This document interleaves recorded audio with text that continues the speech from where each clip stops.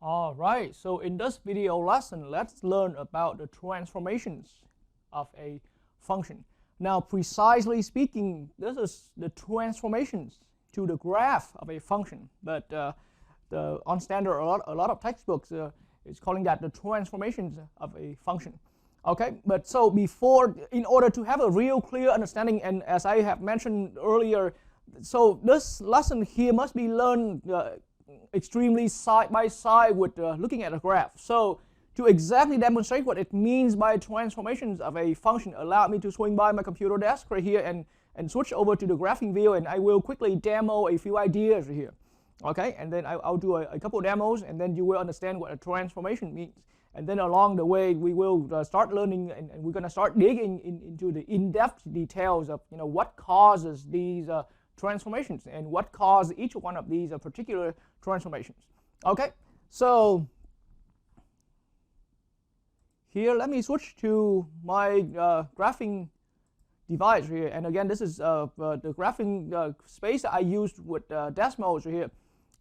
And keep in mind that Desmos is my graphing tools that I use for a lot of teaching demonstration, but this is not the only graphing device that you can use out there. Okay, a standard TI calculator can be used mostly in the classroom, like that can also be used for this purpose as well. However, it's quite limited, and it takes more time to work things around like that. Okay, and so for efficiency, I use Desmos here. That's the only concern. So you're not no one learning from this video lesson is required to be able to use Desmos, but it's highly recommended that you can use Desmos and get yourself comfortable with Desmos. Okay, and so now in my graphing space right here, let's say I have a graph of a function. Okay, and so this is what it means by looking at the transformations right here.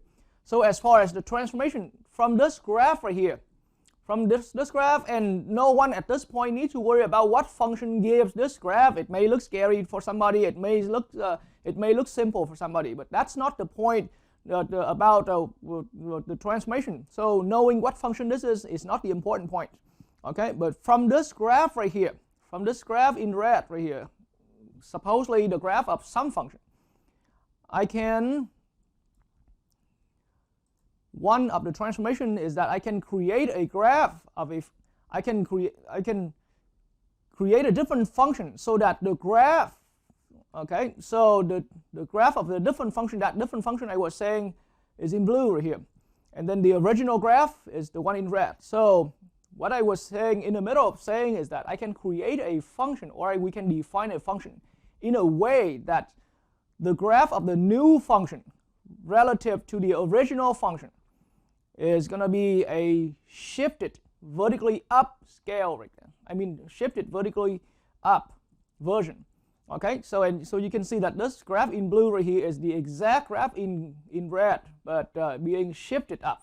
How far, we will get precisely into that. Now as far as the grids is telling us, this graph in blue right here is being shifted vertically up about a little bit over 3 grids up like that.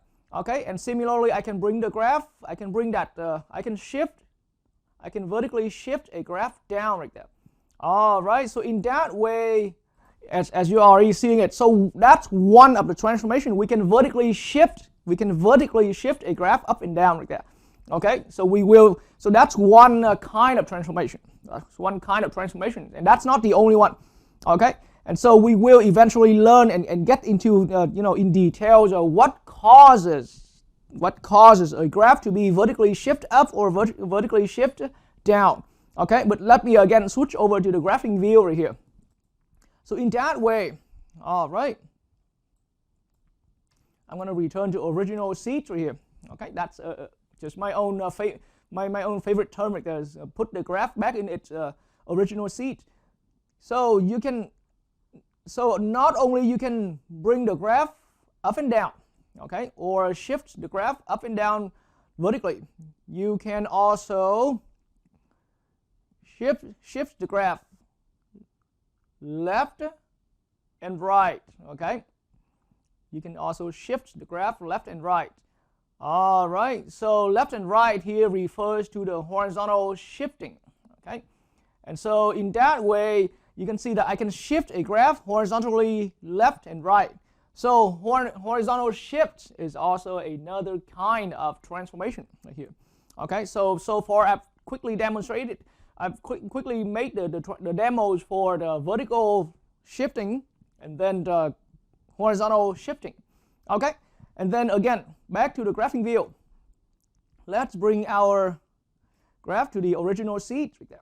Okay, let's put it back to its position, its original position.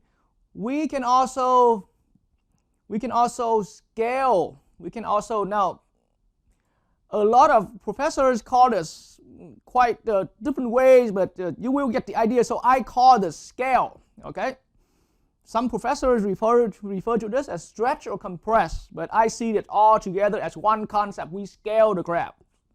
Allow me to demonstrate what that means. Okay, so I can scale the graph vertically up, and this is what happens right there. All right, so for now, there's something to adjust. There's something to adjust so that the graph here vertically squeezed down. Okay, the graph is vertically squeezed down. You can see that you can see and compare between the blue version and the original red version, and the graph is vertically compressed down or vertically squeezed down like that. Okay, and that's what I meant by scaling. So we can also scale the graph vertically. Okay, we can stretch the graph vertically like that, and that's another way of scaling it. So together, vertically compressed or vertically stretched version of the graph is just, to me, it's called it's just the vertically scaled version of the graph like that. Okay, and now in the viewing window of my graph right here. Okay, let's get back to original seat right here, and we can even make the graph. This is what happened to the graph. Okay, we can even make the graph. We can make a mirror reflection of the original graph. So let me, for now, hide away the red graph right here. So the blue graph that still remains right now in our graphing space here, in our graphing window here, is the mirror reflection of the original graph through the x-axis. So we can make reflection through the x-axis. Okay, so reflection is one formal term for that. Okay, but I also classify this, I also categorize this reflection, this vertical reflection, sort of like the x-axis is here, our graph is flipped upside down through the x-axis. Okay, so formally speaking, that's referred to as the vertical reflection. Okay, but for me, I still categorize that as a subcategory of being scaled and being, a vertical scale.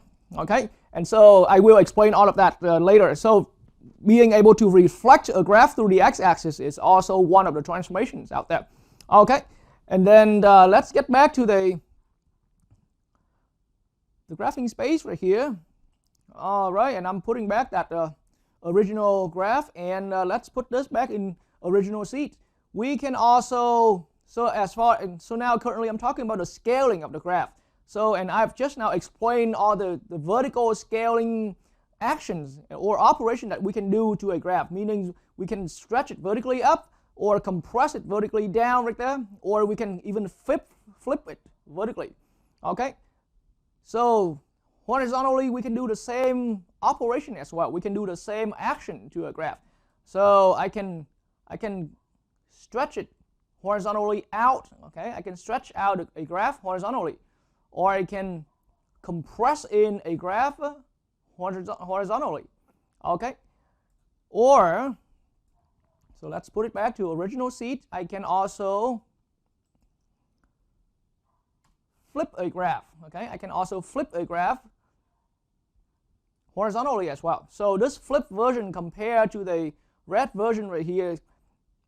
Okay, so let me hide the red version away so that you can see this is the flipped version like that. Okay, it's flipped sideways. So the graph originally went this way, and then we flipped the other way horizontally. Okay, so we're taking that y-axis. You can still see on the screen right there. We can take that y-axis as the mirror, and then we take the mirror reflection. So it's a horizontal reflection. Okay, it reflects it reflects through that y-axis. Okay, so we will explain all of that. Okay, there will be an explanation, but being able to reflect a graph, okay, through the y-axis is also another transformation out there. But all of these, I call that it's a horizontal scale or horizontal scaling of a graph. Okay, so being able to reflect a graph or reflecting a graph through the y-axis, right there, I categorize that for myself right here. When I teach my student, I just simply categorize that as a subcategory among all of the transformations that happen on the x-axis, on the horizontal axis. Right there. Okay. All right. So in that way, now you can, at this point, before we proceed any further into this lesson right here, and as we dive into this lesson right here, then I have to highly recommend that this lesson here must be viewed after you have understood clearly that any function can be represented by a graph like that, and pretty much any function, almost any function out there, and literally speaking, just any function out there has a graphical representation. And so this study right here, we study specifically about what we can do to transform a graph. Okay, but another thing I gotta mention right here, that so let me bring back that graph right there. Okay. So when we're talking about transformation to a graph, doesn't matter what we do, doesn't matter what kind of transformation we apply to a graph right there. It will not change the shape of the graph. Okay? So for example, just right now, as I said earlier, and let's have a look at that graph on the screen currently right now. Okay, it has whatever shape that is. There's a straight line, and there's kind of like a zigzag right there, and there's another straight line after that. That's what I meant by the shape of the graph. Okay, so whatever transformation we're applying, whatever transformation we're about to apply to a graph will not change the shape. So it's not going to make it go from this shape into like just a complete circle. That's a completely different shape.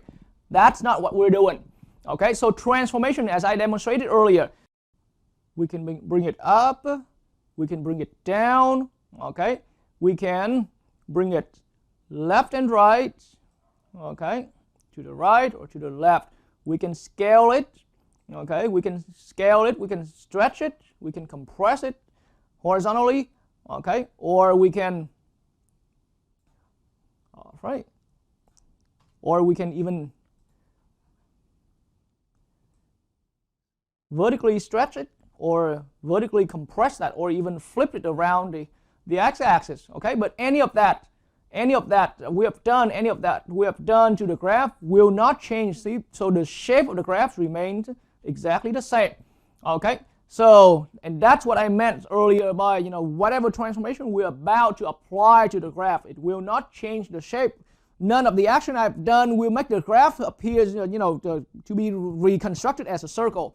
None of the transformations I've done earlier made the graph turn the graph into a nice parabolic shape.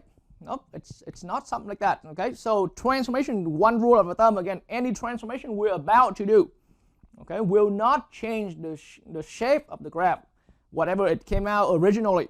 Okay, it stays the same. All right, and then so back to what I was saying earlier, I highly recommend that you just simply view this and learn this lesson after you have learned that any function has a graph. And I mentioned about the shape of the graph won't be changed because once you have learned at least some basics about the graph, that any graph has a function, then you can nail down that each graph has its own particular shape. And so whatever function, whatever transformations we're about to do will not change the shape of that particular graph.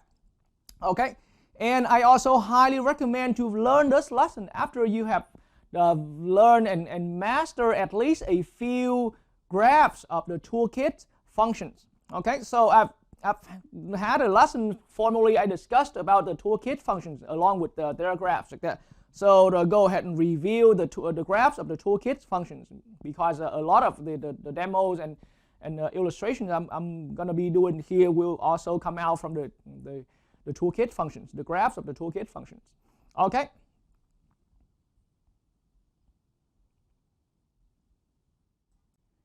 And another thing I would like to also mention as a terminology is that throughout the lesson here, I will be using quite often the following term, the parents function. Okay, so there's a parents, okay, or just there's a parent function. All right. So what exactly does that mean by the parent function? Because, so let me bring you back into my graphing view right here. All right, so the original function in red right here, and then the transform version, okay?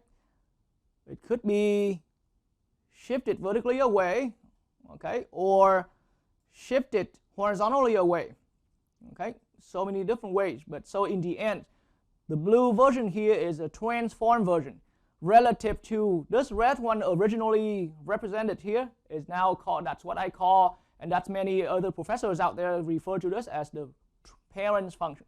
So the parent function is the original one that creates the shape, that has the designated shape right there.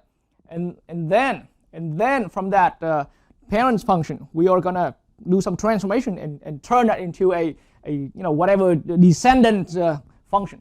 Okay, and so that's how I use it, but more primarily pay attention to the term the parent function that I use a lot, and that's the way how it has to be. Even if you study about this topic with any other professor, they will also a large amount of them will refer to that term as the parent function, that original function that defined the shape, and then from there we're gonna start producing the descendants. Okay, the graph of the descendants. Say a shifted up or a shifted down, it's a descendant from the parent function, or from the ancestor function. But it's too long of a name, so parent function is a more precise way of saying that.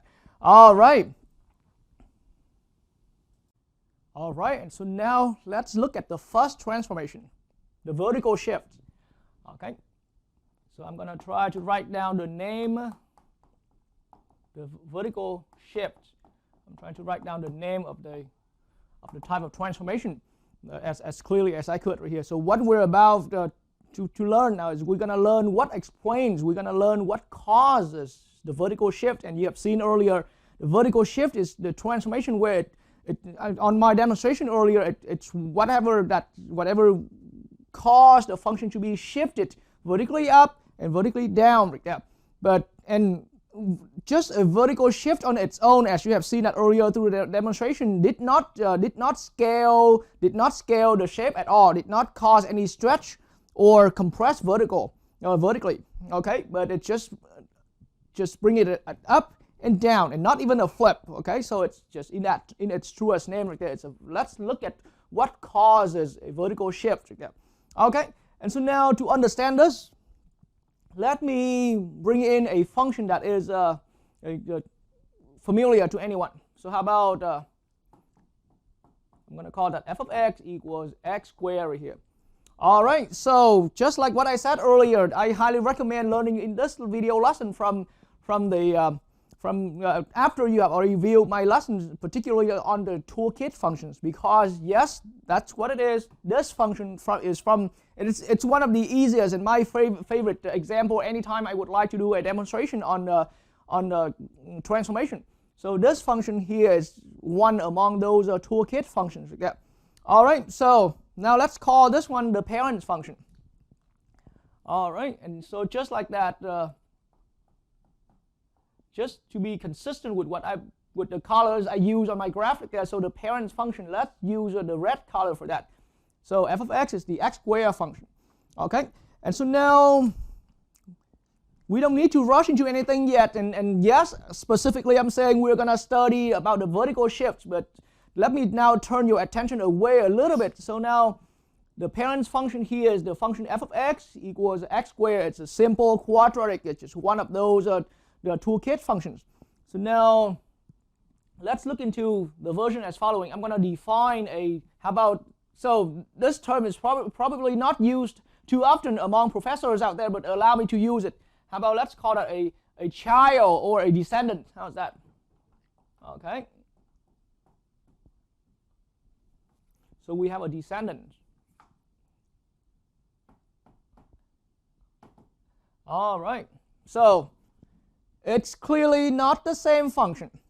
It's clearly not the same function. So I'm going to call that g of x. It's a brand new function. You see, even you came out as a child from your parents, you're still not the same as your parent. So I'm about to, so the descendants function here, clearly it's not the same function as that, but it's related. Okay, that's why there's that famous relationship between parent function and a descendants function right there, or a child function. Okay, so I'm going to call that descendant function a g of x. So now I'm going to define g of x as x squared plus, how about 2? This number here just came out from my own just came out from my own creativity right here. X squared plus 2. All right. Apparently, it's a different function. As I said, it's a different function, a different rule. If we're looking at that strictly in the understanding of a function. So this descendants right here is a completely different function, brand new if you would like to call it that way. X squared plus 2, no longer x squared. Okay, more than just x squared. All right, but now this is just an observation I'm pointing out right here. As an observation, okay, in the way how I see, hey, wait a minute, this first term right here, because our descendant function has 2 terms. This first term right here is the x squared, and then plus with a constant. Here I use a plus 2, okay? And so this descendant right here, at least, here comes the relationship right here. This x squared that I underline right here, this first term, particularly before the plus sign, before we adding whatever, was that function f of x, okay? So f of x here was that parent function. So this descendant here really is the function, the parent function would add 2. Okay, with that the parent function is here. This is that the parent function that's still on the board that we recognize. Add 2. That's what explains for. That's what it is about this x squared plus 2. That's how it's related to the parent function. So how this is how I see it. So in the end, as a conclusion, g of x is f of x, the parent function, plus 2, plus with a constant function. Okay, so I just simply point out to you that it's a brand new function, but it came out in relationship with the original parent function, the parent function plus 2 in this case right here that I brought up. All right, so enough talking around and beating around the bush. Let's hit back on the viewing screen right there. Okay. All right, so now in our graphing screen right here with the full screen view, this is the graph of our famous function x squared, the simple quadratic function. Okay, so at this point, once again, if you follow with my recommendation and have viewed or at least reviewed your toolkit functions, then this is apparently clear that this is the graph, that shape that you are seeing in red color with my graph is that f of x function. Okay, and so now I am going to put in that. And this is the part where you can use your own graphing device for the first time we want to experiment it. Okay, you can now start graphing this descendant function right here, g of x, and you know, whatever your technology is, you can just simply input this. I have had also some lessons earlier prior to this about how you can use a standard TI calculator to create the graph for this function. So as starting out as an experimenting point right here, then I just want you to simply use your graphing device to graph this function. Okay, just like what I'm about to do up here with Desmos. And then once we put the graphs of this descendant function together with the graph of the parent function, we will understand the graphical relationship, because everything for now is just the algebraic relationship. So I pointed out that it's the g of x here is the f of x, the parent function plus 2. But what does it, how is it explained through the graph? Okay, how do we see that through the graph? All right, so now once again, on my graphing screen right here, this red color right here is the function for f of x, just f of x, and then specifically it's the x squared function. Okay, and so now I am going to put in. All right, so with the one that we had on the board right there. This is now, ladies and gentlemen, this is now the graph for, in blue, as I was using in that convention right here. So the blue ink here is our descendants function. So So now we realize, so and as an observation, I can see that, so now the graph in blue right here, yes, it was the graph for x squared plus 2, and we noticed, we already studied all of that algebraic relationship between f and g right there. So f of x is the parent function, and f of x plus 2 creates the function g of x. Okay, so that's on paper and pencil. But now graphically speaking, what happened here? What do we see here? What I see here is that the graph in blue, this is for g, okay, this is for g. The graph in blue is exactly the same, no scale, no stretch, no compress or whatsoever, but just the exact same graph in red right here, but being pushed up. See, so we can stay with the grids right here to determine and to keep it easier for us, okay, but the graph in this blue graph right here is, now I notice it's exactly the graph in red, but being pushed up, being shifted up by how far? 1 and 2 the units far right here, by 2 units vertically up like that. All right, so we have found it. Adding a function, adding a constant to a function will shift the entire graph, or will transform the entire graph vertically up. Now adding a constant, and here I mean adding, for now, just to keep it easy, this constant here is positive, okay? So adding a positive constant is going to bring the graph vertically up there, okay? And then later on we're going to see if we're going to add, because for now I started out with adding 2. We add a positive constant, okay? And then later on I'm going to add, but let's see what happens if we add a negative constant or something like that, okay? But so for now we add a positive constant. What we notice there, we shifted the graph vertically up, and the graph is still here on our screen like that. So we shifted the graph vertically up by how far? By 2 units, by 2 square grid units vertically up, okay? So that now we now get some explanation. So now quickly on my graph right here, let me hide that, okay? And back to the paper, back to the board right here. So why don't we? Because so now we start getting into that routine right here. I can now erase this without any worry about so much work putting in, and then we have to erase that. But now things can start picking up pace a little bit, and we're about to get to that conclusion right there. All right, so how about I'm going to call another descendant.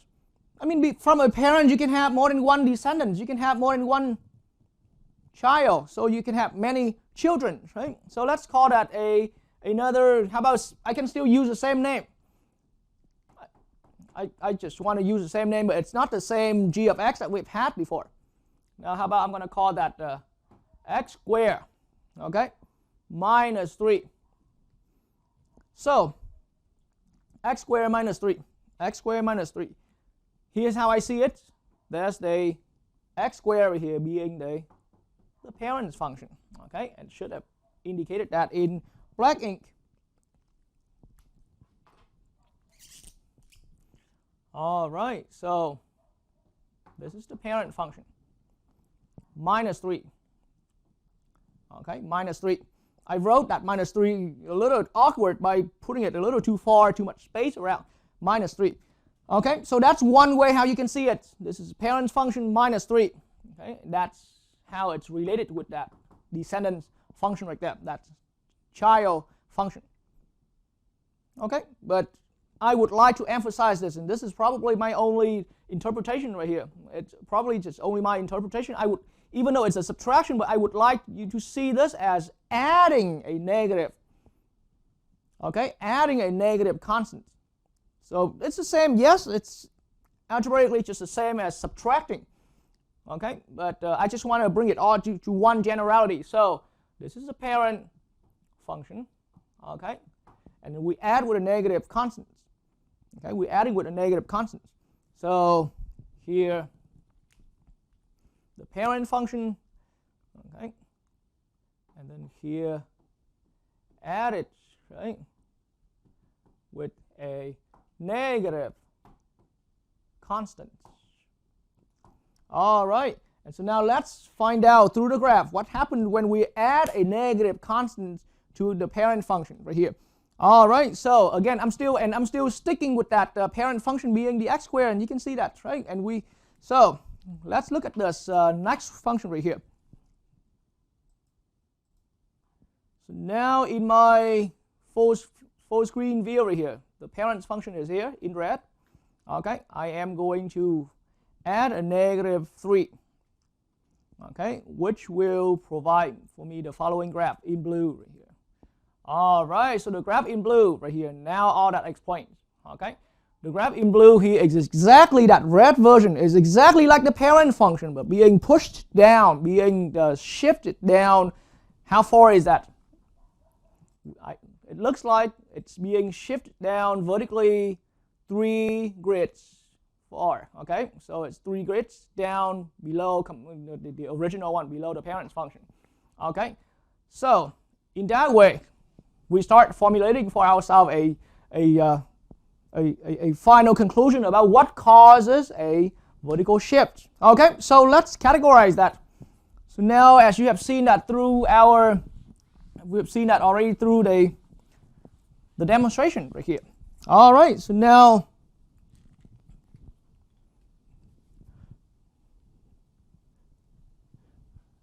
I'll just simply say let f of x be a function. All right, just any function. And yes, we can refer to that as the parent function. Then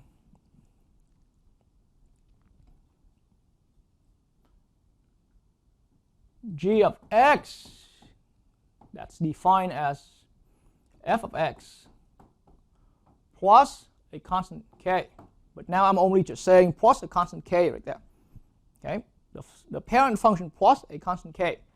So let me open parentheses a little bit here. Let f of x be a function, and tentatively we call that the parent function.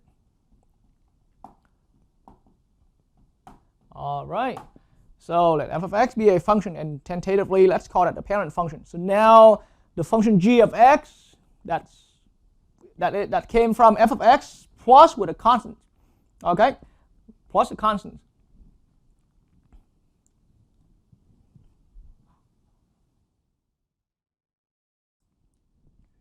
So g of x has the graph of f of x, but shifted. Okay, so this is what's important. G of x has the graph of f of x, but being the shifted version. Shifted, so first, shifted vertically up, okay, by absolute value of k units, okay, or square grids, or whatever you want to call it, if k is a positive constant. Okay, and then on the other hand, this function g has the graph of f of x shifted down, okay, or will be the graph. So that's one way of wording it. The g of x has the graph just like f of x. Okay, that's why for short I'm saying has the graph of f of x shifted up or shifted down. So shifted down by absolute value k units. Okay, if k is a negative constant. So the generality I would like to point out is that anytime we're adding a constant to the graph of a function, then we will bring the graph either vertically up or vertically down. Okay, and so precisely speaking, if we're adding the graph of a function if we're adding a positive constant to the graph of the function, then that will result in the graph being shifted up, and then precisely how far? That many units. So that's why being how many there are, we're talking about positive quantity only, and so absolute value k units far. Okay, so that far up, and then if we're adding a negative constant, to a function, it will bring the graph down. It will vertically shift the graph down by absolute value k units. Okay, if k is a negative quantity. All right, and so now let's quickly bring back the graph right here. All right, so now I present this blue version, and we can just quickly look at the graph and predict. All right, so the red graph is here, and it's still that same parent function being the x squared function. But now this blue version right here, we haven't seen this one earlier, but now this blue version here, it seems like it's the same graph of f of x, but being shifted by 1 unit up. So now in that way, I must see that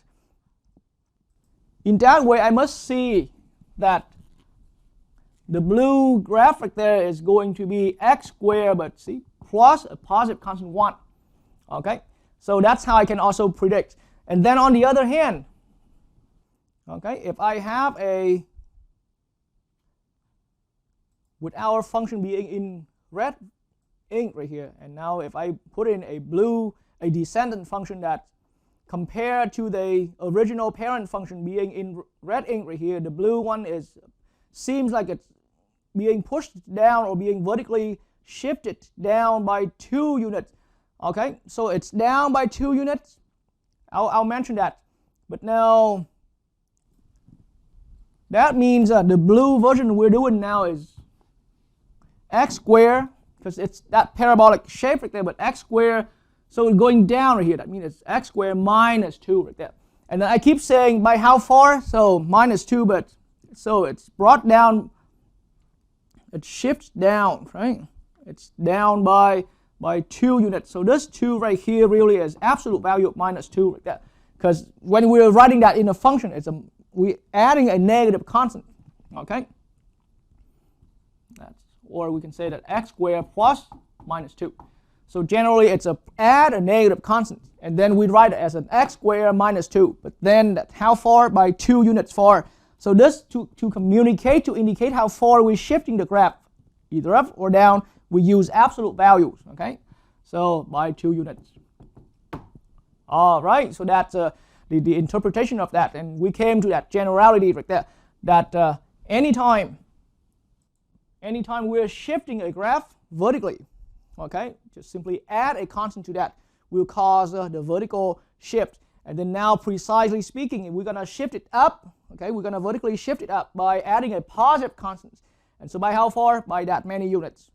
And precisely, it's absolute value of k units. And then we can shift the graph down by adding a negative constant to the function, okay, to the function. And then that will cause the graph to be shifted down by how far? By absolute value of k units far. And that's the idea about the vertical shift right there. All right.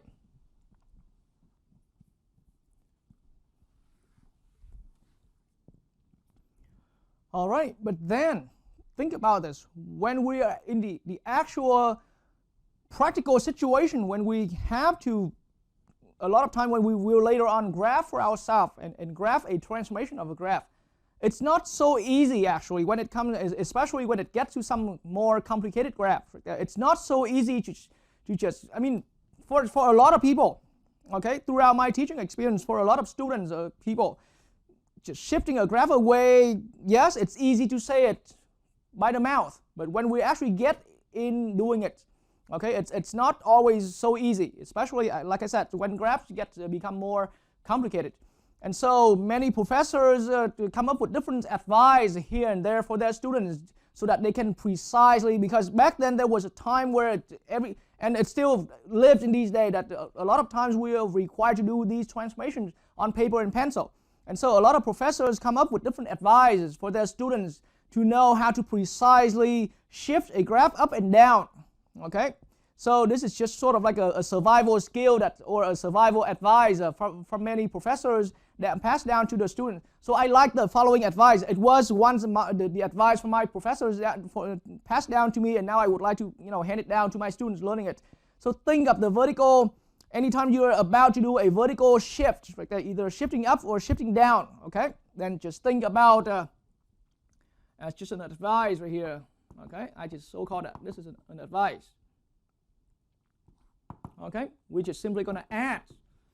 Just add k. So k could be positive or negative. If we add positive, that means we bring it up. If we add negative, we bring it down. But we add k, okay, to every y value. Okay, we add k to every y value of the graph. Okay, that will cause the graph to shift. So add k to every y value of the graph, and here the graph, I mean the parent function, the graph of the parent function. Okay, so add k to every y value. That will cause the graph to either shift it up or shift it down vertically, depending on what k value is. If you're adding a positive constant, you're shifting it up. If you're adding a negative constant, it's shifting it down. And that's one short and precise way, okay, and making it work for a lot of us. All right.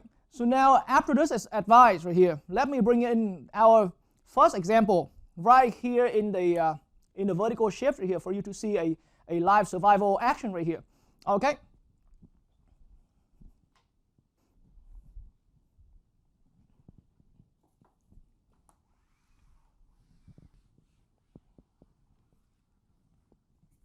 All right. So let's now look at our first example here.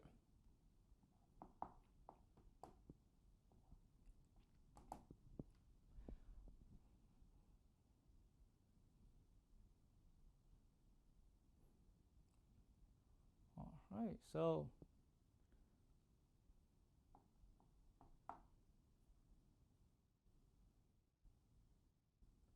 let f of x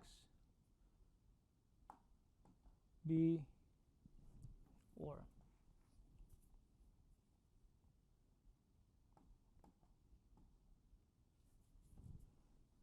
be represented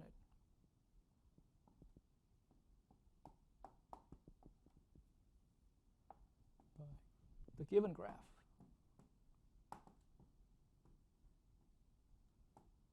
All right. So here it is.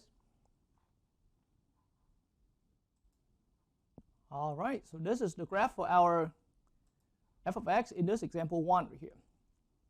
Okay. And now I'm going to put that in a corner of our board right here. So let f of x be represented by the given graph. And that's the graph right here. So let's quickly graph. So the idea now is that we're trying to do this without technology as much as we can. So my technology up here is only for demonstration.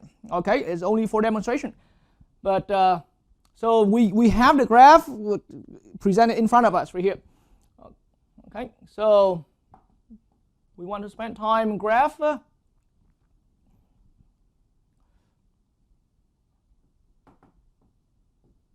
Graph the following function. All right. So here it's graph the following function or sketch the graph of the following function. All right. So now whatever that function is, I'm going to go f of x, okay, minus 3. F of x minus 3. Let's graph this one right here. Let's graph this one right here. Okay. And so this is what I meant by, see, when we getting into graphing it, yes, what I see here, this graph here is, so if we call this the parent function, then this is a adding. So think of this as a quick note right here. This is f of x, but we're adding a minus 3. Okay, we add a constant. So we know that we will bring this graph right here once we produce the actual graph of this. It has to be the red graph being shifted down. Okay, being shifted down. But if we're asked to sketch the graph by hand right here, then that will become a little challenging. Especially, I purposely brought this up so that see, sketch the graph right here, and I brought up this problem so that I purposely want viewers and students to do this thing without technology, because there is no function. No, the rule for this function is not clearly known. There's a rule that gives the graph, but it's not clearly written. And so the only way for us to graph, technology makes no use for us here in this case right here, because we have to have the rule is that an x squared is that a 2x plus 1 to graph something like this. But now it's just simply the graph, some graph of a function that we don't know what that rule is.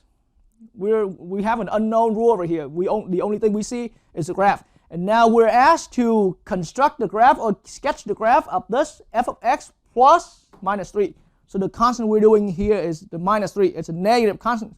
So expectation, we're going to shift the graph down by 3 units because absolute value of minus 3 is a positive 3. We're gonna bring the graph down by 3 units. But how do we do that? Okay, so how do we do that? And so now that's the reason why for a graph like this, okay, for a problem like this, where you're graphing and the rule of your function is unclear right there. Okay, the rule of your function is unclear, then we're gonna stick with that advice, that very useful advice that I've had from my professor, and now I would like to point it out for my students. We just simply add k. So k in our problem here is a negative 3. So I'm going to add negative 3 to every y value on the graph, or every y value of the graph. Okay, that's the idea. But we're going to do that smartly. We're going to do that smartly. And so now allow me to look a little more closely, and it's all about rereading the graph. So this graph here, from the left to the right, okay, from the left to the right of the graph here, it has a few special points that define the shape here of the graph. Okay, again, in a way, in what I was explaining, that same graph, in any graph, this is probably the starting of this experience. I'm passing it down to my own students. Any graph, okay, and I said earlier, any graph has its own shape. Okay, so this graph, this parent function here has a shape that can be uniquely defined by these by a few special points. So I see that by relying on the grid right here, I see that we have a point right there. Okay, negative 3 and 3. Okay, that's one of the points. And then there's another point right here being at 1. Okay, and then there's another point right here special enough to be at 3. And then there's another point here at 5 right here. Okay, so I'm just trying to recognize as many special points as I can. And then there's another point right here at about 6. At about 8. And then there's another point, that's the last point, special point here, that is at 11. Okay, those are the points that for this graph. And I'm not saying that it's true for all graphs out there, but those are the points that those are the one that that's special enough on this graph right here, for this graph. So the reason I brought up these points right here, these points that define the graph, and any graph has its own set of points that define the graph. Okay, and so now let me bring up the actual label of those graphs right there. All right, see, so just now I brought up the actual points there. Okay. All right, so those are the special points that because otherwise, if we don't pay attention to a few of these special points, then there are going to be way too many points, because between these 2 points, there are infinitely many points right there. There are infinitely many points between these. So I brought up this advice that we add k to every y value. Really, we don't have to go through every point, every y value at every point on that graph, but we just simply picked on those. Special points that guide the shape of the graph.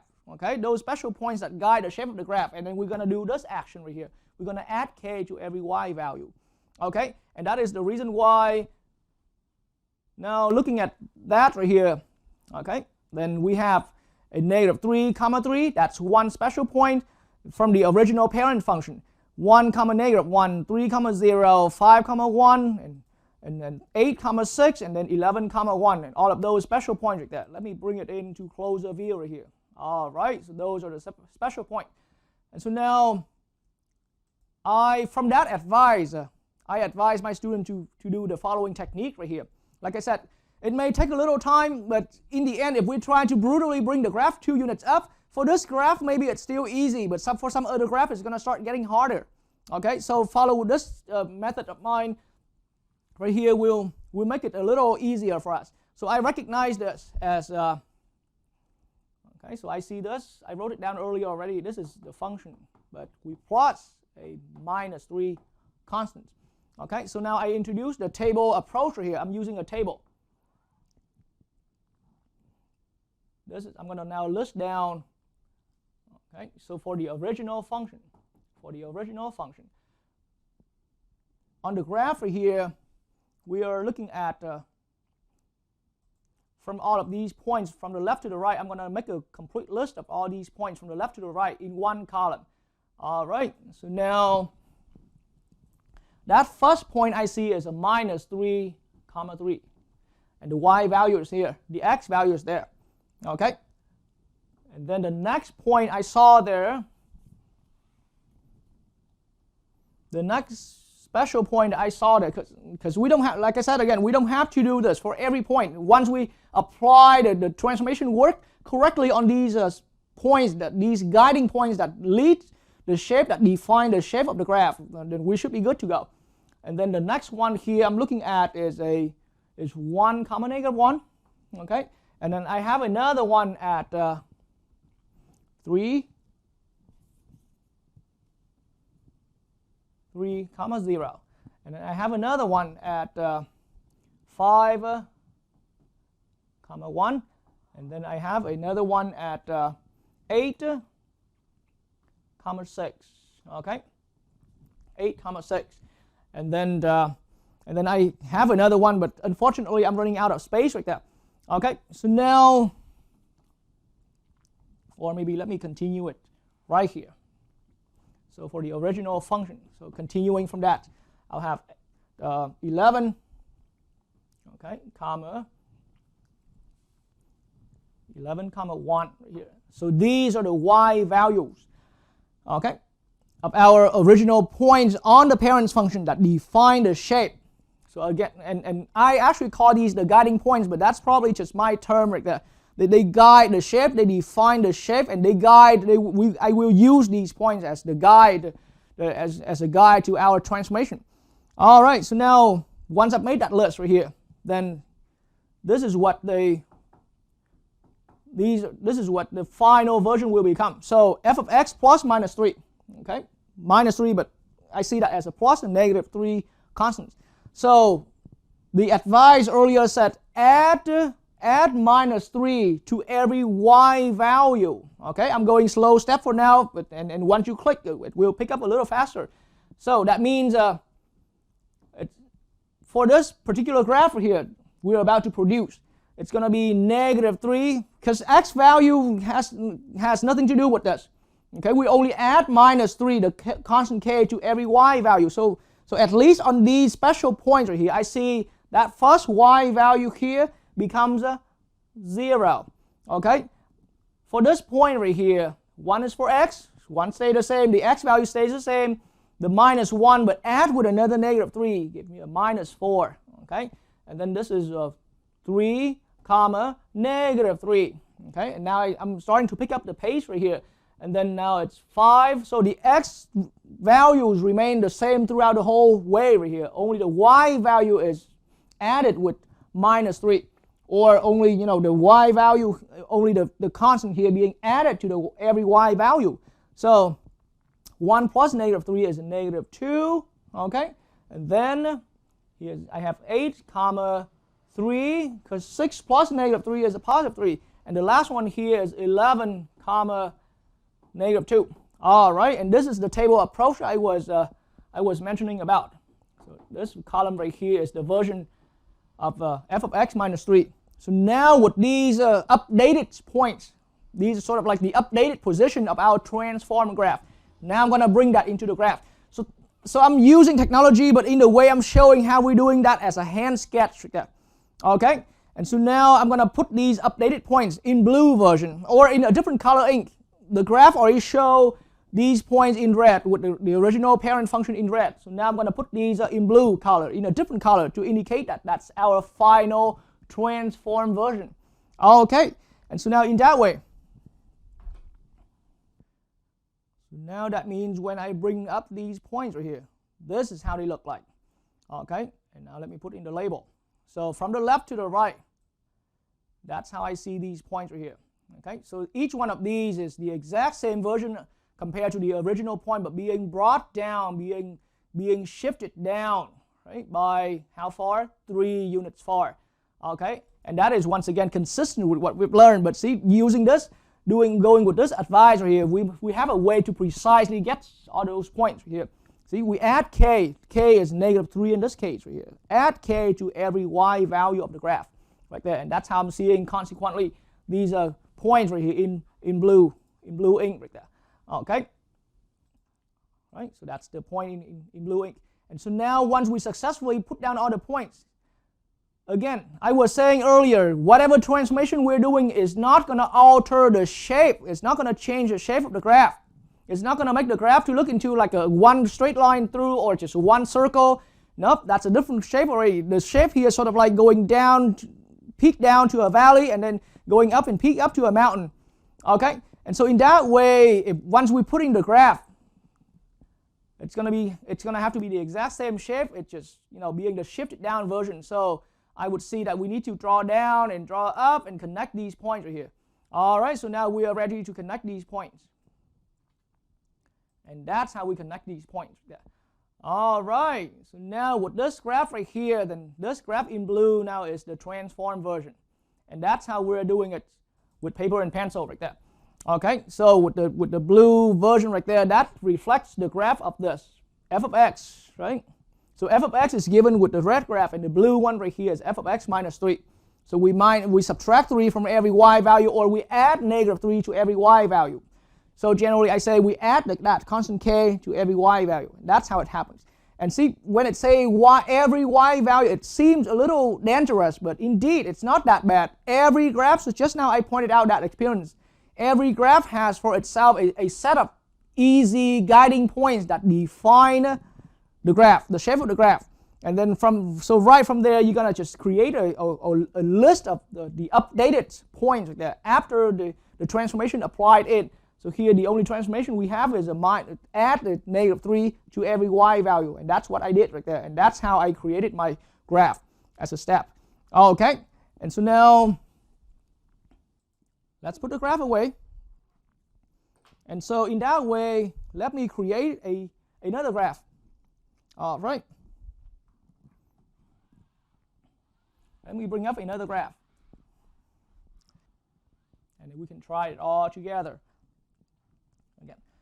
All right, so now after so much explanation about the steps, so we have a graph represented, and let's look at part B right here. Okay, so the graph this time, actually, so that's the graph. Let's do it. Let's do f. So the same graph, but let's do f of x plus 5. Okay, f of x plus 5. That means we take the whole graph and bring it up by how far? By absolute value of 5. Okay, because we're adding a positive constant.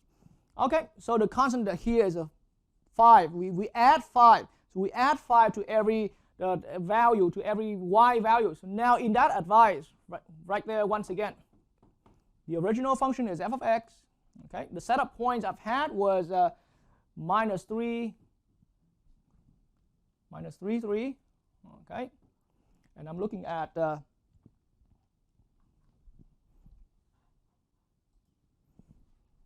so from my list that I'm looking at, and it's still the same graph from the earlier problem. So let me put it back on screen here as well.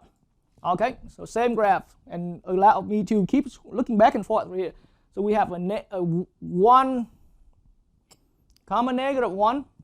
Okay, we have a 3, 0. We have a 5, 1, and we have an 8, 6, and the bottom one here we have an 11,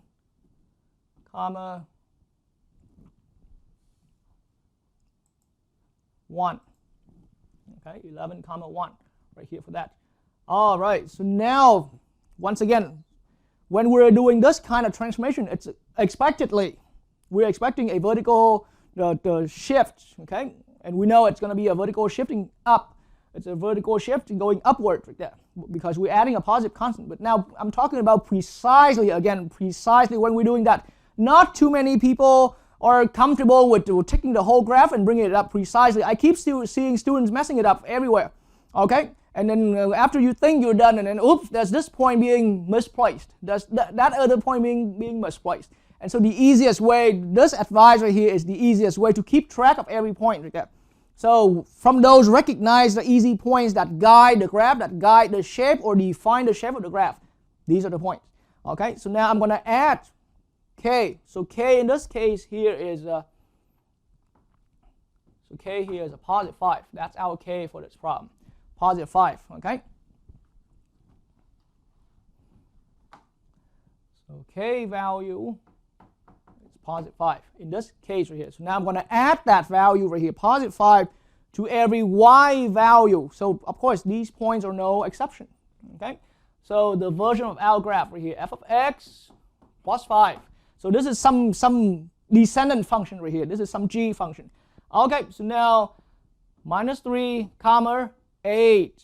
Okay, 1 comma, so negative 1 plus 5 is going to be a positive 4. 3 comma 0, so it becomes a 3 comma 5 right here, because we're only adding 5 to every y value. Okay, and now 5 comma 1, so now it's 5 comma 6. Okay, 8 comma 6, now it becomes 8 comma 11. Okay, and now 11 comma 1, now it becomes 11 comma 6. That's how it happens. And now I'm going to put these points here on the graph. Okay, these updated points after the transformation f of x plus 5 here. I'm going to put these updated points on the graph. And this is our final one, because this is all the problem is asking us to graph like that. Okay, so now in full view right here. Okay, these are the updated points.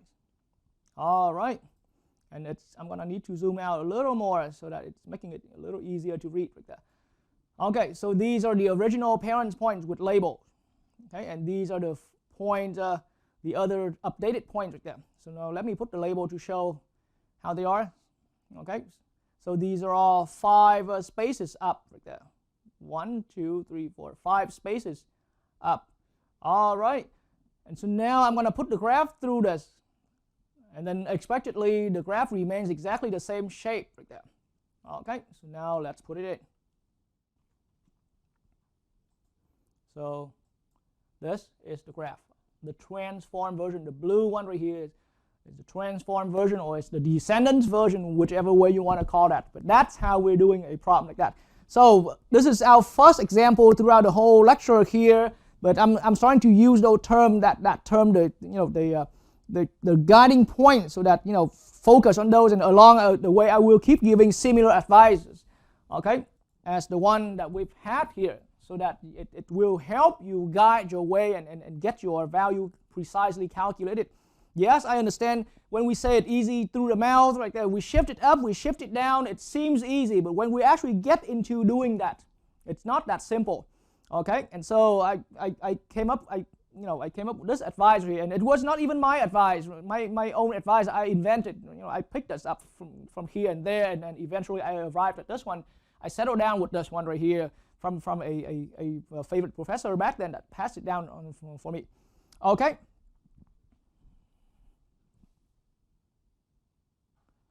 All right, and so now let's get ourselves introduced to another class of problems right here, where I will present that in the example 2 right now.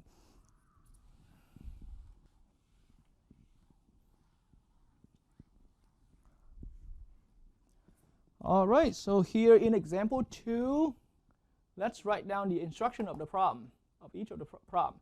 So we want to sketch, okay,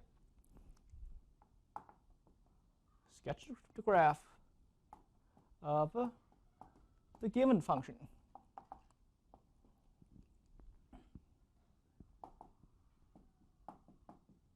Okay, by recognizing it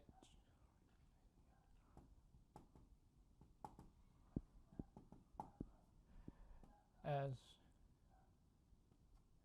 a transformation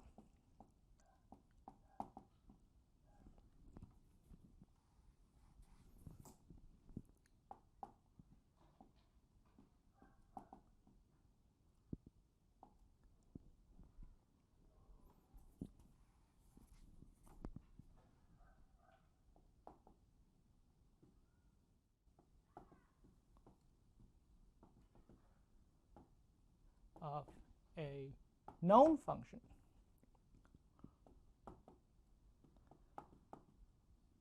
All right, so sketch the graph. So basically means we're gonna draw the graph by ourselves, but we're not gonna draw but that like point by point. Okay, so the point of learning about all of these techniques, all of these lessons here, particularly with this lesson about the transformation, is that we can quickly recognize the graph and quickly draw the graph, make the sketch of the graph without using the technology, without using the table of values like that. Okay, so here we want to sketch the graph of the given function. So I'm about to go through a list of a few functions like that, in part A, B, and C, and so on. But then so we're going to sketch the graph of the given function. Once the function is given, we're going to recognize it as a transformation of a known function. So right now we're just beginning, so not much understanding about this. That's completely understandable. Let's now get into the first function here.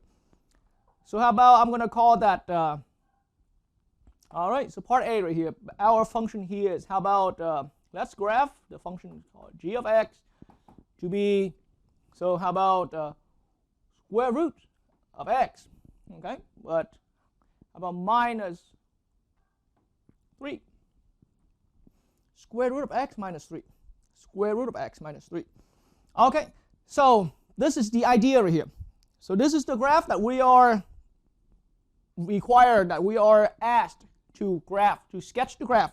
But then we're not gonna, the idea now is that we're not gonna stick with the basic by put in the table of values, and then when x equals 1 and the output value is this, and when x equals 2 the output value is that, and then or we're not gonna just rush into punch it into a graphing calculator and get it done. Nope. We're gonna think of this graph. We're gonna think of this function as the following. We want to think of this function as a transformation of another known function. So let me now at this point highlight that term right here, known function. And we want to see this function here as a transformation. So transformation of a known function. Okay? And so now we're gonna start getting into it. And so I have my intention for introducing this kind of problem right here. Okay?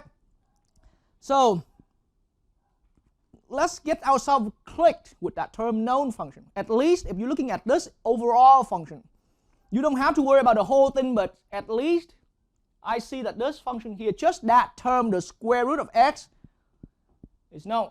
Okay, and right now I'm just trying my best to give that explanation. So why do I see this one here as a known function, just that square root of x? Because now, as I have highly recommended, this lesson here should be viewed after you have already learned about the toolkit functions.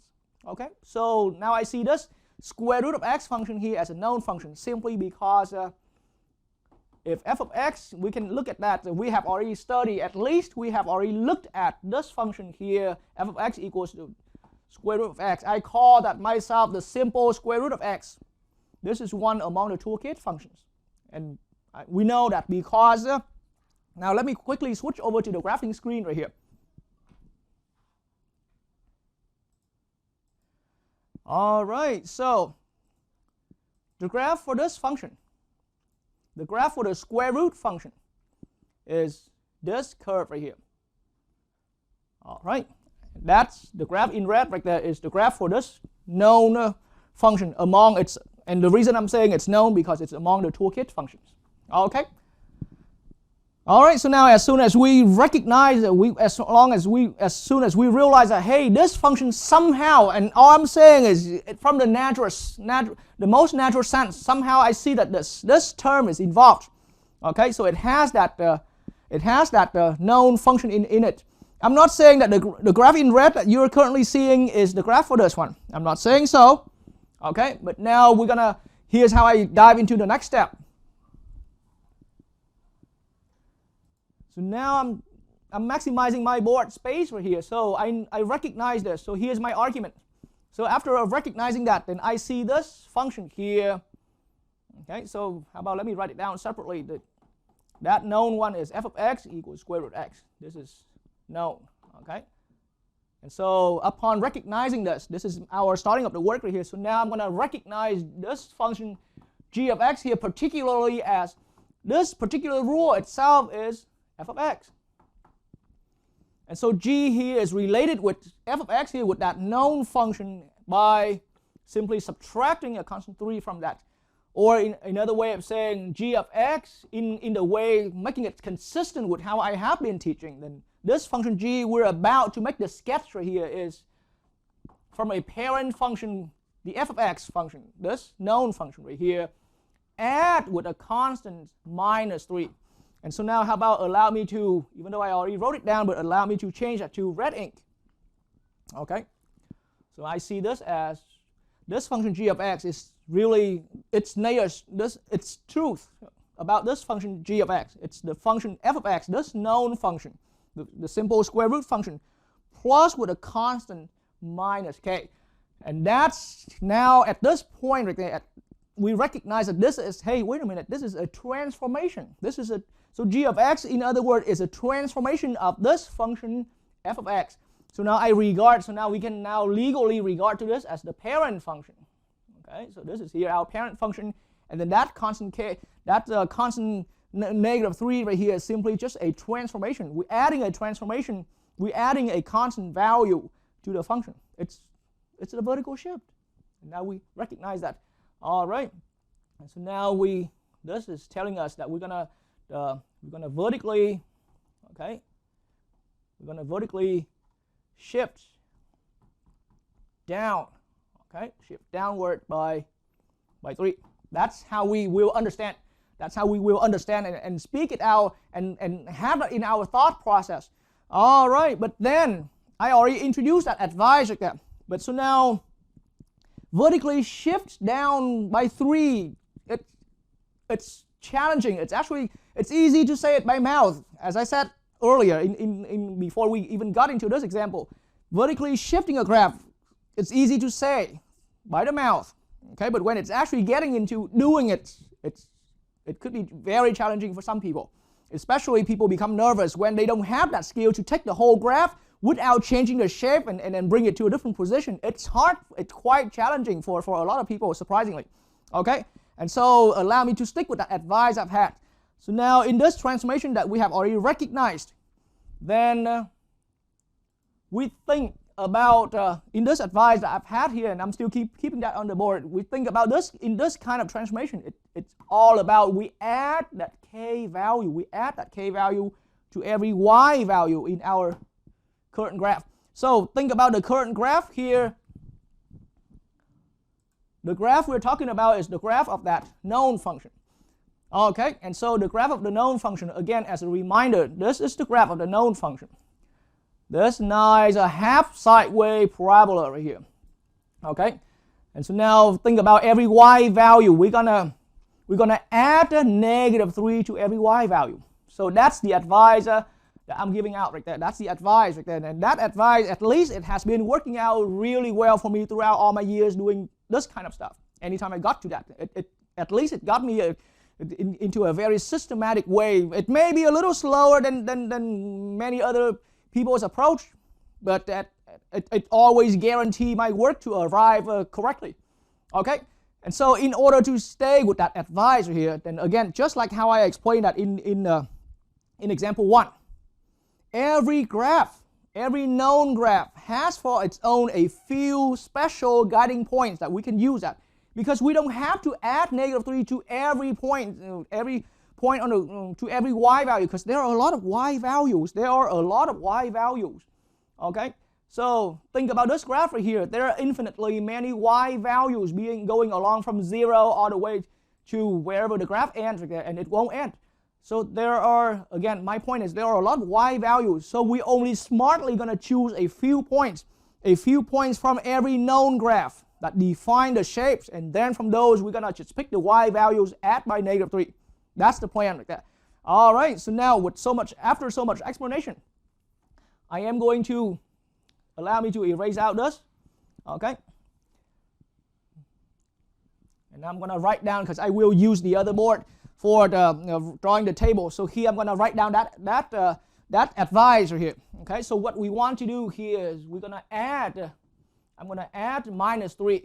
Okay, I'm going to add negative 3, because negative 3 is the constant that we recognized, to every y value. Okay, we add a negative 3 to every y value of this graph right here, of the known graph. All right, so now I'm gonna, before I swing to the other board, let me show on the graph. So on the graph of our known function, of our parent function, this is the graph of the known function or the known or the parent function. Then all right, so this is the list. So on this graph now, I just now put in a few, only need to be a few known points, a few special points that I usually, in my own term, I call them the guiding points. These are the points that's responsible for defining the shape of the graph. Okay, those are the special points. I mean, looking at the picture right now, they're right on the grid. So they are responsible for defining the shape, that's nice bent shape right there of the graph. Okay, and so now we only need, so now once we recognize those special guiding points right there on this particular known graph, then think about it again. All I have to do now is that as a plan, as a strategy, we're going to add a -3 to every y value in that set of points that I specify. We don't have to add -3 to every value, because once we have done on these limited set of points like that I introduced through the graph. Again, this is the graph right here. And with these special points, once we add -3 to every y value here, add a -3 here, add a -3 here, add a -3 to that y, once we're done with just this limited set of points, okay, we will create a new set of points. And then as we draw the graph through that, that's the plan right now. As we draw the graphs through that, it's going to create the actual graph of this version, but being transformed by, bringing it down by 3 units down. Okay, and so that's the plan like that. So now allow me to still keep the graph here, but I'm going to swing to the other board. Now I have realized that I have kept this here long enough. So let's now draw that table. So similar to example 1, now we have in hand that list, that limited list set of the guiding points. Now for the original parents function, which is known, okay, then I found there was a point there being the 0, 0 point. There is another point being the 1, 1 point. So this is the y value, that's the y value. Okay, and there's another one being about 4, 2, okay, that's the y value. And then I have, I went to as far as, and then there's a 9 right here being 3, all right. And then I also have 16, 4, all right. And so now we even have 25, 5. But really, even eventually when you build enough experience, only these 4 points will be good enough. You don't have to have all of these. And if we keep drawing out all of these, we're going to even need to keep having more points. Okay? But so now let's do a math right here. So what to remember about that advice? Add a -3 to every y value. Okay, so every y value, these are the y values, at least in our set of limited guiding points right here on this known graph. And so now, here's how I create my next graph. So, how about allow me to use a blue marker.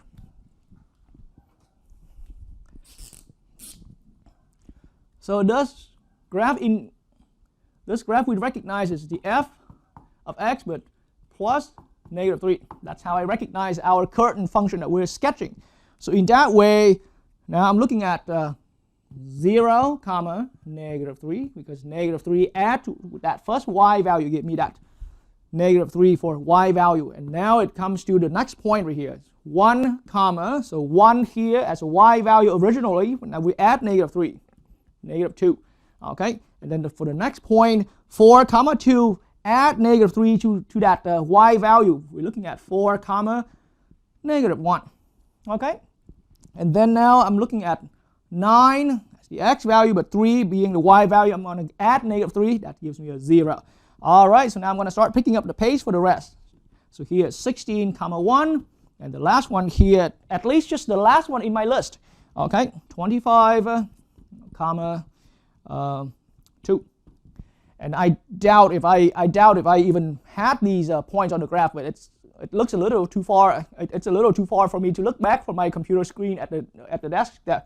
Okay, but like I said earlier, only these 4 points, as you eventually build your experience, only these 4 points are good enough to define the graph of this particular curve already.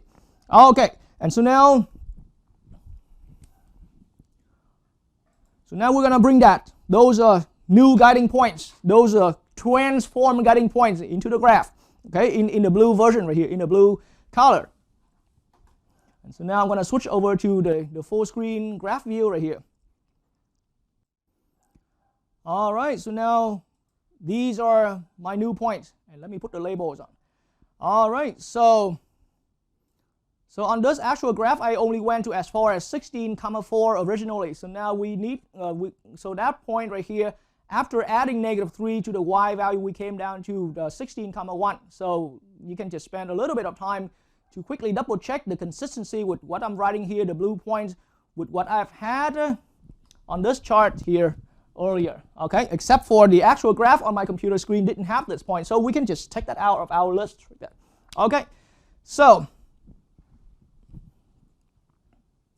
now back to my graph in full screen view right here. Now it's time to draw that put that actual graph in. So now to put the actual graph in blue.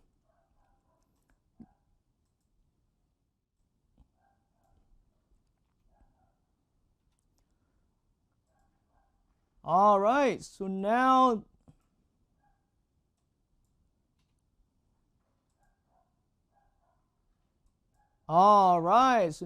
this is our graph.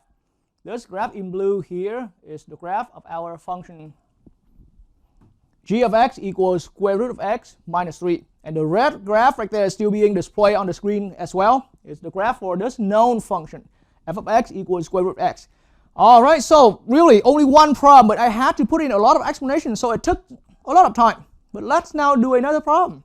Okay, and then you can see how things will speed up right here. All right, so now part B of the example. So now once you have gotten a clear idea of what it means by sketching the graph, by recognizing it as a transformation of a known function. And so now we are ready for heading out to another problem. I'm still leading the way, but this time I'm going to start picking up pace right here. Okay, so I've shown the thought process with detailed explanation. And so now let's put all that thought process together and see the actual step-by-step process right here. So problem B. Okay, so I'm going to call that, how about g of x again? But it's a different problem, so I'm using a different function. How about, it's a 1 over x, okay, plus 2. 1 over x plus 2. All right, so if from first sight, this is a completely brand new function. We want to sketch the graph. But again, we want to sketch the graph by recognizing it. So this is a strategy for graphing. See, by recognizing it as a transformation of a known function. So now, ladies and gentlemen, tackle down right here. Okay, and so now here, I recognize a known function. From that term I underlined with the red ink right here, that known function there is the 1 over x function. Okay, this function, and see, I purposely wrote down with that bracket so that it trigger your attention and narrow your attention right to that term. And once we wrote it down, once we wrote out that function separately on its own, and it will be even more clear. So now once I have written that down, and that at least that's the process how I'm doing it. Okay, so in my thought process, once I wrote it down, I see that this function is among the common toolkit functions. Okay, it's a known function because it's among our toolkit functions. We already know it.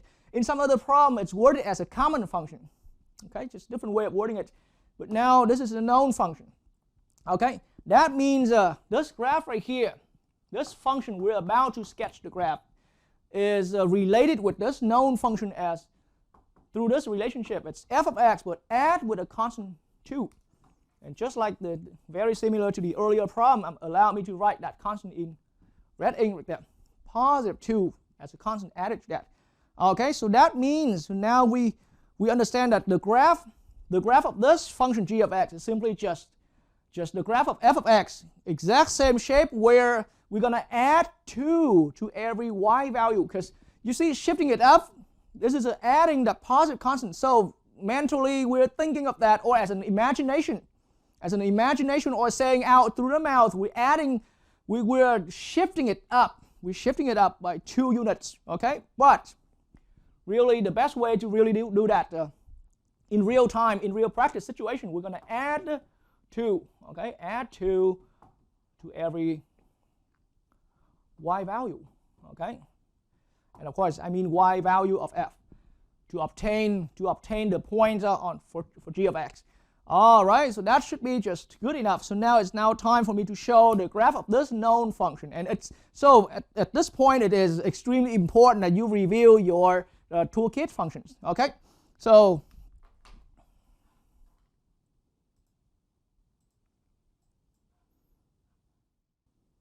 all right, so this is now the graph of our known function 1 over x. It is the graph for this known function right here.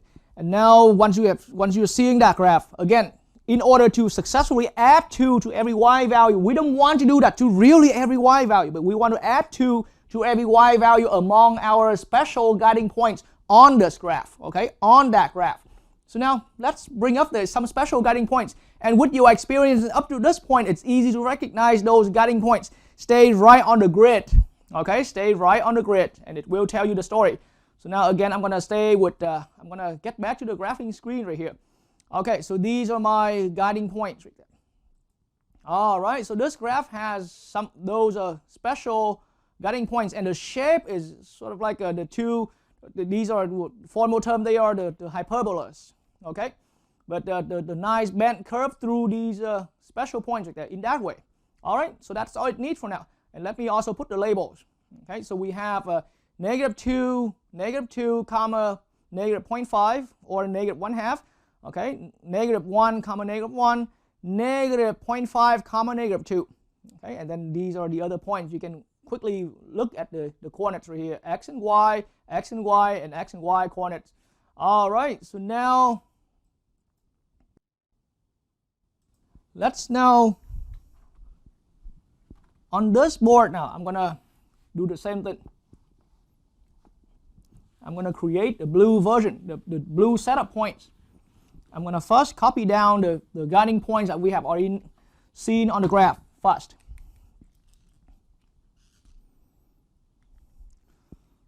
So this time we only have 6 guiding points. So the first one was -2 and comma -1/2. Okay, so we run into a fraction sometimes. There's -1, comma -1. There's -1/2, comma -2. Okay, and then there's +1/2. There's +2. Okay, and there's another point being 1, comma 1, and the last point in our set of guiding points right here is 2, comma 1/2. Okay, so these are the special guiding points from our parent function. Okay, and so now, and I should have written the parent function here in red ink to be consistent with what we're seeing on the graph there, but it's okay. Okay, and so now our g of x is related by the function f of x here plus 2. Okay, so I see this as a transformation where we add 2 to every y value. So y value, y values. Okay, so now that means for the first point, I'm looking at -2. That did not get changed, but -2, I'm going to add 2 to that. I'm going to add 2 to -2. So now that means mathematically I'm looking at as a fraction. Okay, +3/2. Start getting yourself comfortable. It's time. It's a good time now that to make yourself real comfortable with working with fractions. Okay, so -2, comma 3/2. All right, and now I'm going to have to the next point. It's -1. So x values never changed. Any of the x values here doesn't change. But -1 plus 2. So we're looking at +1. All right. And the next one down right here, so -1/2, that's the x value. It doesn't have to be changed, But the y value here, you're going to add 2 to that. That gives me a 0. Okay, so the transform y value is now a 0. And then this one here is going to be 1/2 for the x value. And then we are adding 2 to that. That makes it 4. This one here is 1, 5. Okay, and now you can see that I start picking up pace a lot faster. And then 2, okay, 5/2. All right, because 1/2 plus a 2 right there is a 5/2. All right. So now we are ready for getting into it. And so with my on my graph in full screen view, let's have a look. And again, these are the guiding points on the parents function originally. And so now I'm going to put in these points right here. These are the transform points just now popped out in blue right here. And those are the points. Okay, and I try my best to put the labels, but that's the best my machine can do right here. So the labels look a little hard to read right there, but if we can pause the video and have a close look, it's all there for us. Okay, so now we can double check that. See, these points are related to the original point by simply just 2 units up. Okay, so these are on the fraction, so it's a little hard to recognize, but for example, right here, it's exactly 2 units up right there. Okay, so any of the points here is 2 units up. And so now we're going to put the graphs in, the actual graph in. So from here, think about our graph is going to go that way through these updated points, and our graph is going to go this way through our updated points right there. And so now that's how I see the new graph. Okay, and so this blue version is the new sketch, or the sketch of the new graph right here. And so what we have just done there is recognizing, or we were sketching, we just sketched the graph of this function by recognizing it as a transformation of a known function. So that known function here is 1/x among our toolkit functions.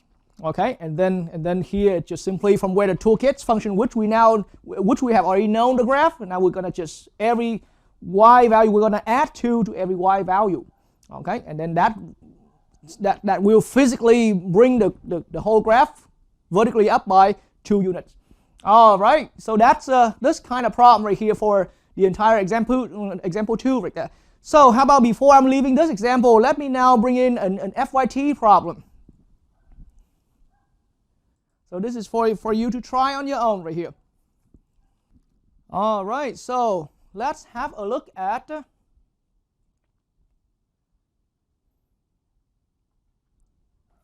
an FYT. And for this FYT, once I've finished writing down the problem, you can just spend your time by pausing the video, get yourself to work with this with the sketch of this function. Okay, and then I'll just, once you resume the video, I'll just simply show the graph. All right, so now how about we're looking at 1/x squared minus 2. Okay, 1/x squared minus 2. All right, so go ahead and spend your time working on that. Okay. All right, so now, assuming you have already paused the video, okay, so that known function,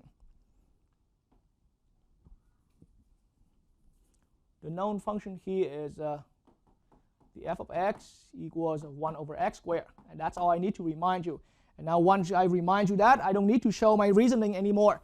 Once I pointed out that this known function here is the 1/x squared right there, then here's the graph.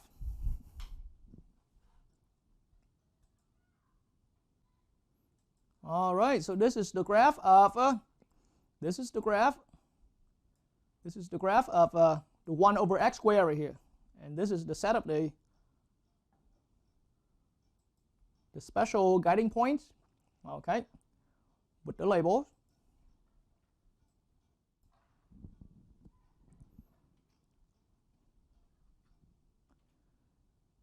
And now this is the set of the guiding points, the special guiding points after the transformation. That's in blue. And now this is the final graph in blue. All right.